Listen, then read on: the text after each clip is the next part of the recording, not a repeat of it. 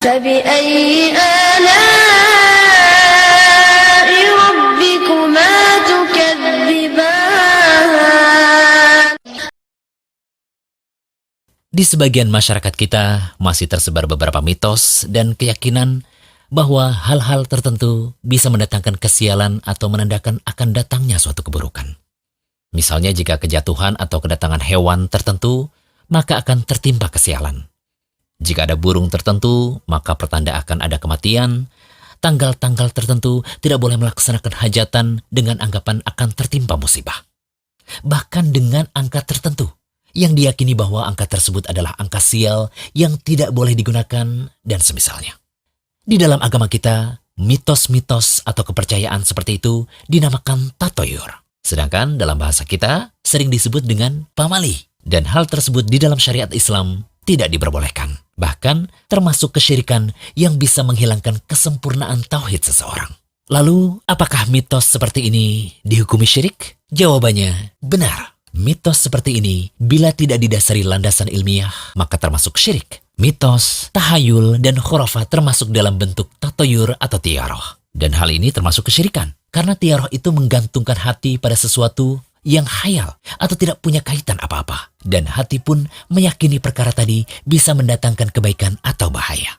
Para ulama berkata bahwa tatoyur atau tiaroh adalah beranggapan sial dengan sesuatu yang didengar atau dilihat. Bisa juga beranggapan sial dengan tempat atau waktu. Tiaroh berasal dari kata burung atau toir. Dahulu, orang Arab jahiliyah ketika memutuskan melakukan safar, mereka melihat terlebih dahulu pergerakan burung. Jika burung tersebut bergerak ke kanan, itu tanda perjalanan akan lancar. Jika burung tersebut bergerak ke kiri, itu sebagai pertanda harus mengurungkan niat bersafar karena bisa terjadi suatu musibah di perjalanan nantinya. Dari Abu Hurairah radhiyallahu anhu, ia berkata bahwa Rasulullah SAW bersabda, tidak dibenarkan menganggap penyakit bisa menular dengan sendirinya tanpa ketentuan Allah. Tidak dibenarkan beranggapan sial, tidak dibenarkan pula beranggapan nasib malang karena tempat. Juga tidak dibenarkan beranggapan sial di bulan Safar. Hadis riwayat Bukhari dan Muslim. Kaidah beranggapan sial atau tatoyur yang diharamkan adalah ketika tiaroh ini dijadikan alasan untuk melakukan atau membatalkan sesuatu. Hukum tiaroh dapat dirinci menjadi dua. Yang pertama dihukumi syirik akbar atau syirik besar jika meyakini bahwa yang dianggap mendatangkan sial itu bisa berpengaruh dengan sendirinya dalam mendatangkan atau menolak bahaya. Yang kedua, dihukumi syirik ashar atau syirik kecil jika meyakini bahwa yang dianggap mendatangkan sial itu hanya menjadi sebab dalam mendatangkan atau menolak bahaya. Lantas, kapan beranggapan sial termasuk syirik? Kami contohkan mengenai mitos memakai baju hijau ketika berada di pantai selatan karena akan mendatangkan sial atau celaka. Kapan beranggapan sial kala itu dihukumi syirik? Coba perhatikan rincian berikut ini.